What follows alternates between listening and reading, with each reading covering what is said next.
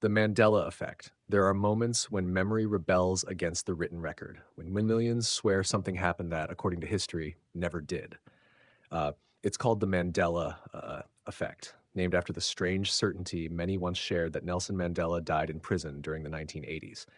People remember the televised funeral, the grieving crowds, the headlines, yet Mandela lived until 2013. How can so many minds hold the same false memory? Coincidence or evidence of something deeper, a fracture in reality itself? Across the world, examples multiply. Some recall the children's book, The Berenstain Bears, ending with Ain, though every copy now reads Berenstain with an Ain. Others insist Darth Vader once said, Luke, I am your father, when the film proves he said, No, I am your father. Countless remember the Monopoly man with a monocle, Pikachu's tail tipped in black, or the Fruit of the Loom logo crowned with a cornucopia. None of them, it seems, ever existed that way. And yet, for millions, the memory feels too vivid to dismiss. Psychologists suggest the human mind fills gaps with collective invention, our brains rewriting details to fit familiar patterns. When enough people share the same misremembered detail, the illusion becomes communal truth. Memory, after all, isn't a recording device. It's a reconstruction, fragile and fluid.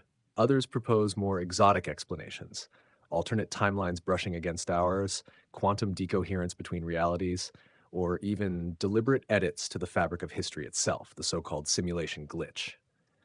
If we can't trust our memories, what else bends beneath perception? Perhaps reality isn't fixed but layered, and memory acts as the thread connecting those layers. Each recollection could be a glimpse of a slightly different world, one where Mandela did die in prison, or where cartoon bears spelled their names differently. The collective confusion becomes evidence of worlds overlapping like echoes in time. Maybe the Mandela effect reveals not failure of memory, but the limits of our dimension's consistency, the way a dream leaves fingerprints when we wake. Between what we believe and what we can prove lies an invisible seam, a quiet hum beneath ordinary life. And if enough of us remember something that never was, perhaps in some hidden corner of existence, it still is.